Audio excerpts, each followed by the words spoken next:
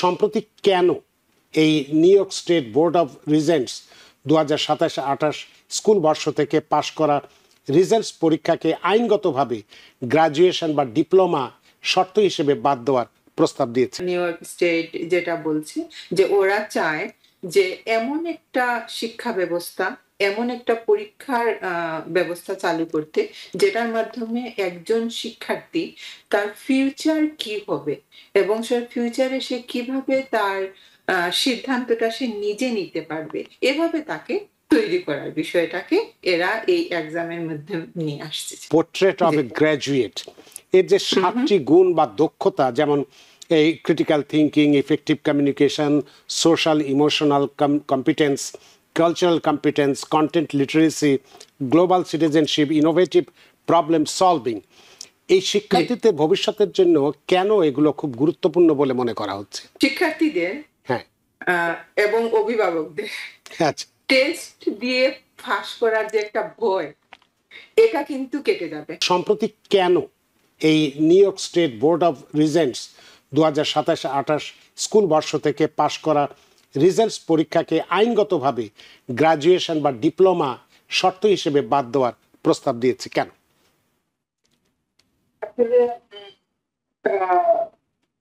Ninth task force এবং new York state education department যেটা আছে, এই তাদের পরামর্শ অনুযায়ী আপনি যেটা বললেন পোর্ট্রেট অফ গ্রাজুয়েশন, এই ফ্রেমওয়ার্কটি গৃহীত হয়েছে।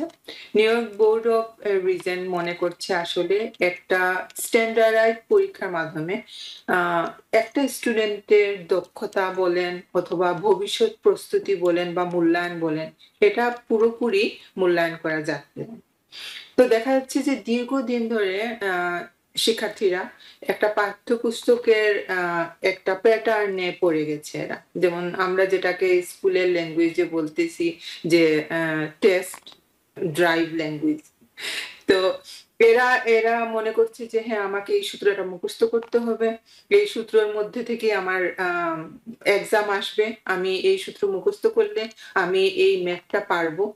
এবং সায়েন্সে যেটা হচ্ছে যে সায়েন্স বায়োলজির কথা যদি বলি, তো বায়োলজিতে দেখা যাচ্ছে যে হ্যাঁ, এই সূত্রটা আমি মুখস্থ করলে আমি এটা আনসার দিতে পারবো।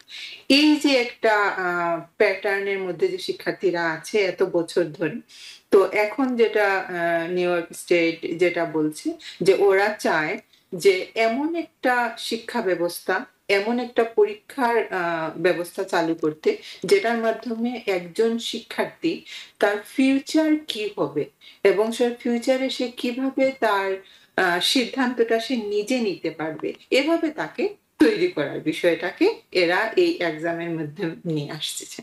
তাহলে সেক্ষেত্রে আসলে মেইন কথা, কিন্তু সেক্ষেত্রে আমি যদিও কিছু উদাহরণ দিয়েছিলাম বা বলেছিলাম ভূমিকার, এই যে নতুন কাঠামোর, যেটা আপনিও বললেন আমিও বলেছি, পোর্ট্রেট অফ এ গ্র্যাজুয়েট, এর যে 7টি গুণ বা দক্ষতা, যেমন এই critical thinking, effective communication, social emotional competence, cultural competence, content literacy, global citizenship, innovative problem solving, এই শিক্ষার্থীদের ভবিষ্যতের জন্য কেন এগুলো খুব গুরুত্বপূর্ণ বলে মনে করা হচ্ছে? আসলে আমরা যদি দেখি, এটা হচ্ছে যে আমরা ক্লাসে যদি দেখি, আপনি ধরেন একটা স্টুডেন্ট, একটা শিক্ষার্থী, সে ক্লাসে গেল, সে তার পাঠ্যপুস্তকের ওই বিষয়টা খুব ভালো করে আয়ত্ত করলো এবং সেই পাঠ্যপুস্তকের উপরেই সে এক্সাম দিয়ে সে পাস করে বের হয়ে আসলো। কিন্তু ভবিষ্যতে যখন তাকে চাকরিতে অথবা তাকে যখন ইউনিভার্সিটিতে অ্যাডমিশনের জন্য যাচ্ছে, তখন কিন্তু তাকে অনেক বড় একটা ধকলের মধ্যে পড়তে হচ্ছে। কারণ হচ্ছে যে জব বলেন অথবা ইউনিভার্সিটির অ্যাডমিশন বলেন, তখনই এরা চায় বাস্তব অভিজ্ঞতা। কিন্তু ওই শিক্ষার্থীর ওই ধরনের বাস্তব অভিজ্ঞতা গ্রো আপ হচ্ছে না, কারণ সে নিজের চিন্তাকে কাজে লাগাচ্ছে না ক্লাসে। সে বলতে পারেন সে মুখস্থবিদ্যা বলবো না আমি এখানে আমি বলবো যে সে পাঠ্যপুস্তকের ওই বিষয়টাকে ভালোভাবে আয়ত্ত করছে। এর জন্য এই 7টি বিষয়কে খুবই গুরুত্ব সহকারে এখানে আনা হয়েছে। আসলে দেখা যাচ্ছে যে 2000 যে রিজন পরীক্ষাটা এখানে 2027 থেকে 28 সালের যে ডিপ্লোমা পরীক্ষাটা, এটা বাধ্যতামূলক পাস করতে হবে এরকম কিন্তু না। হ্যাঁ? তো তারপরও এখানে পরীক্ষার জন্য যে ফেডারেল কিছু বাধ্যবাধকতা থাকবে, এই বাধ্যবাধকতার মধ্যে শিক্ষার্থীরা যাতে ওভারকাম করতে পারে। তো এখানে আপনি যেটা বললেন যে মেইন যে ৭ টা বিষয়, এই মেইন ৭ টা বিষয়ের উপরে এই পুরো কাঠামোটা বানানো হচ্ছে এবং ইতিমধ্যে আমাদের এই যে স্কুলগুলা আছে, এখানে ৯ম শ্রেণী যেটা ৯ থেকে অলরেডি এটা চালু করা হয়ে যাচ্ছে। তো একটা স্টুডেন্ট সে একটা প্রজেক্ট করতে হবে। সেই প্রজেক্ট করতে গেলে আপনি চিন্তা করেন সে একটা কমিউনিকেট করবে একটা গ্রুপের সাথে। তো গ্রুপ ওয়ার্ক তার হয়ে গেল। সে কমিউনিকেট করতে গেলে তাকে নিজেকে চিন্তা করতে হবে নিজে থেকে। হুম? তো তার নিজে থেকে চিন্তা করার ধারণাটা চলে আসলো। সে নিজের ওপিনিয়নটা দেওয়ার একটা প্ল্যাটফর্ম পেয়ে গেল। সে নিজে থেকে লিখলো তার মনের কথা এবং সে এটা উপস্থাপন করলো।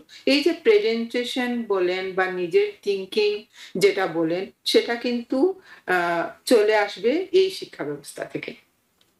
তো এই ক্ষেত্রে আপনি তো একজন ক্লাসরুম টিচার, তো সেই হিসেবে আপনার কাছ থেকে একটু জানতে চাইবো যে আপনি কি মনে করেন যে এই পরিবর্তনে, কারণ আমি একটু আগে বলেছি যে এই রিজেন্টসটা ১৬০ বছরের ধারাবাহিকতার একটা ইতিহাস, সেটাকে জি। বাদ দিয়ে এই পরিবর্তনে শিক্ষাদানের যে ক্লাসরুম টিচিং বা শিক্ষার্থীর পড়াশোনার ধরনে কি ধরনের পরিবর্তন আনবে, যদি আমরা উদাহরণ দেই এভাবে যে রূপান্তর হবে কি মেমোরাইজেশনে থেকে নাকি বোঝাপড়ার দিক থেকে, না প্রকল্প ভিত্তিক কাজের দিক থেকে? আম স্যার এটা যেটা আমি বলব হুম যে হুম। শিক্ষার্থীদের হ্যাঁ। আ এবং অভিভাবকদের আচ্ছা। টেস্ট দিয়ে ফাঁস করার যে একটা ভয়, এটা কিন্তু কেটে যাবে। হ্যাঁ? যে আমাকে পরীক্ষা দিয়ে এত মার্ক পেতে হবে, তারপর আমি পরীক্ষায় পাস করব। এই ভয়টা এদের আর থাকবে না। এই ইয়ের মাধ্যমে। কিন্তু তাদের বিরাট একটা পরিবর্তন হবে এবং এটা পজিটিভ পরিবর্তন হবে। তখন দেখা যাবে যে শিক্ষার্থীরা তাদের নিজেদেরকে বুঝার একটা প্ল্যাটফর্ম পাবে। সে কি এবং সে কিভাবে কমিউনিকেট করবে এবং ভবিষ্যতে সে ডাক্তার হবে, ইঞ্জিনিয়ার হবে বা সে যেকোনো প্ল্যাটফর্মে যাক না কেন, সে তাকে নিজেকে প্রেজেন্ট করার মতো একটা দক্ষতা নিয়ে সে বের হবে। আসলে মেইন জিনিসটাই এই পুরো কারিকুলামটা যে বানানো হয়েছে, এই পুরো কারিকুলামটার মেইনই হচ্ছে আমাদের শিক্ষার্থীদের বেস তৈরি করা। এখানে ৩ টা সাবজেক্টকে চেঞ্জ করা হয়েছে। সায়েন্স, আ আ ম্যাথ এবং ইএলএ। তো সায়েন্স যেটা চেঞ্জ করা হয়েছে, আমরা সায়েন্স বায়োলজি যেটাকে আমরা এতদিন থেকে জেনে আসছি সায়েন্স বায়োলজি, এটাকে এখন দেয়া হয়েছে life science, earth and space. তাহলে এই নামটা থেকেই আমরা মানে বুঝা যাচ্ছে যে এটার ভিতরে আসলে চিন্তার কত বিষয় চলে আসতেছে। তারপর ম্যাথ যেটা আসছে সেটা হচ্ছে যে আম অ্যালজেব্রা 2, হ্যাঁ? এবং জ্যামিতিটা চলে আসতেছে অনেক বেশি। যেখানে সূত্রটা অনেক ক্ষেত্রেই এরা কি বলেন? ওভারকাম করে নিজে থেকে চিন্তা করে একটা কাজ করতে পারবে ম্যাথের ভিতরে। এবং ম্যাথের মধ্যেও অনেক বিষয় আসবে যেটা তারা গ্রুপ ওয়ার্ক এর মাধ্যমে এটা সলভ করবে। এবং আরেকটা যেটা ইএলএ বললাম, ইংলিশ যেটা, এটা ইংলিশ অফ আর্ট আসতেছে। কারণ ইংলিশে শুধু সে কোনো স্টোরি বই পড়া বলেন বা প্যারাগ্রাফ রাইটিং বলেন, এটাতেই সীমাবদ্ধ থাকছে না। এখানে সে নিজেকে একটা প্রজেক্ট তৈরি করে সেই প্রজেক্ট অনুযায়ী কাজ করবে এবং সে তার নিজেকে প্রেজেন্ট করবে এবং কমিউনিকেশন স্কিলটা তাদের যাতে ডেভেলপ হয় এবং সব ধরনের মানুষের সাথে যাতে এরা কাজ করতে পারে, সেই ধরনের ডেভেলপমেন্ট তাদের যাতে বিল্ড আপ হয়। তো এক্ষেত্রে আপনার কাছে একটি বিষয় আমি জানতে চাই, যেহেতু আপনি প্রকল্পের কথা বললেন, প্রজেক্টের তৈরির কথা বললেন, যে জি, আমরা যদি ধরে নেই যে একজন স্টুডেন্ট বা এমন একজন স্টুডেন্ট যে পরীক্ষার জন্য পড়াশোনা বেশি করে, কিন্তু জি। এই প্রকল্প ভিত্তিক বা প্রজেক্ট ভিত্তিক কাজ বা কমিউনিটি সার্ভিসের প্রতি তার তেমন একটা সময় নেই বা উৎসাহ নেই, যদি এরকম অবস্থা হয়, তাহলে কি এই পরিবর্তন তার জন্য সুবিধা হবে নাকি চ্যালেঞ্জ হবে, কোনটি বা কেন? আমাকে যদি জিজ্ঞেস করেন তাহলে আমি বলব চ্যালেঞ্জ। কারণ কারণ হ্যাঁ, এটা আমাদের জন্যও চ্যালেঞ্জ।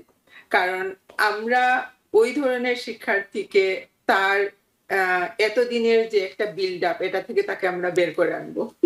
এবং সে তার নিজেকে এটা থেকে বের করে আনবে। এটা অবশ্যই চ্যালেঞ্জ, কিন্তু এটা এটা নেগেটিভ না, এটা পজিটিভ চ্যালেঞ্জ। কেন? সে তার নিজের যোগ্যতা সম্পর্কে জানবে। সে বুঝবে যে আমি বই পড়ে এবং বই থেকে লিখে যা শিখেছি আজ আমি বাস্তবে তা করতে পারছি।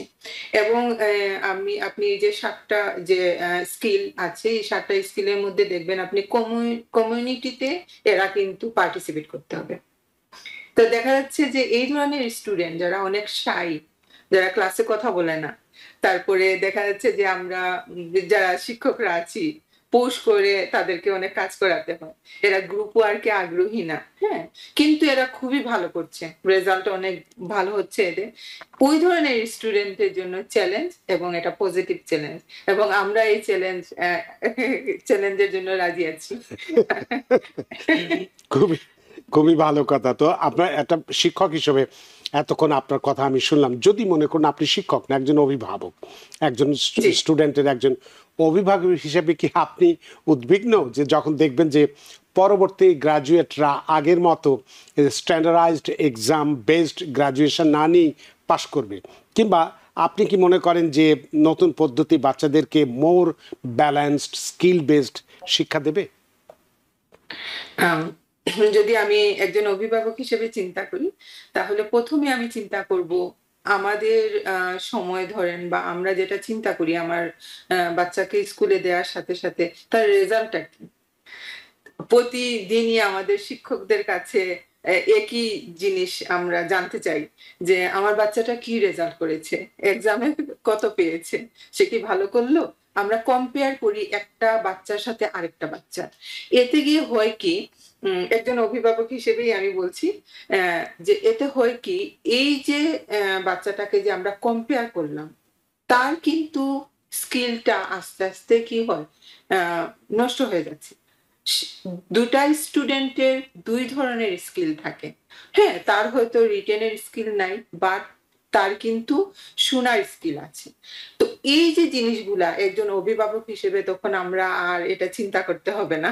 কারণ আমার বাচ্চার রেজাল্ট নিয়ে আমাকে আর চিন্তা করতে হচ্ছে না। হ্যাঁ, আমার বাচ্চাটা সে কিভাবে এটাকে ওভারকাম করছে তাকে সাপোর্ট করতে হবে। 100% সাপোর্ট করতে হবে। কারণ অনেক বড় একটা পরিবর্তন, এবং অভিভাবকরা এবং আমি একজন অভিভাবক হিসেবেও আমাকে এই জিনিসটা আয়ত্ত করতে হবে যে এখন আমার বাচ্চাকে আমি কি ধরনের প্ল্যাটফর্ম দিব, বাসায় কি ধরনের এনভায়রনমেন্ট দিলে এবং কি হেল্প করলে আমার বাচ্চাটা ওই নতুন কারিকুলামটা আয়ত্ত করতে পারবে। তার মানে আপনার আলোচনা থেকে বা আমাদের আলোচনা থেকে যেটা বুঝতে পারলাম যে মুখস্থ নয়, হাতে কলমে শিখে প্রকৃত শিক্ষা নিয়ে জীবনকে বা বিল্ড আপ, ভবিষ্যৎকে বিল্ড আপ করতে হবে। আমাদের হাতে সময় নেই। জি, সর্বশেষ একটি প্রশ্ন আমি করতে চাই, যেহেতু জি। এই বিষয়টি স্কুল থেকে শুরু হচ্ছে, হু, হু। কলেজ অ্যাডমিশনের ক্ষেত্রে এই নতুন পন্থায় গ্র্যাজুয়েটদের কলেজে অ্যাডমিশন বা কাজের জন্য প্রস্তুতি কেমন হবে? অর্থাৎ স্ট্যান্ডার্ডাইজড এক্সাম বেসড ডিপ্লোমার তুলনায় এই নতুন skills and projects plus credits এই ডিপ্লোমায় কেমন মূল্য পাওয়া যাবে? সংক্ষেপে ১ মিনিটে। জি। এখানে আমি ১ম এই বলেছিলাম যে ২০২৭-২৮ সালে আসলে পরীক্ষাটি যদিও নতুন হবে, ফেডারেশনের নিয়ম অনুযায়ী কিছু এক্সাম কিন্তু থাকবে। আর এটা হচ্ছে যে এক্সাম যেহেতু আমাদের নেওয়া হচ্ছে, এবং প্রজেক্টের মার্ক বলেন বা ওভারঅল একটা গ্রেড কিন্তু আমাদেরকে দিতে হবে।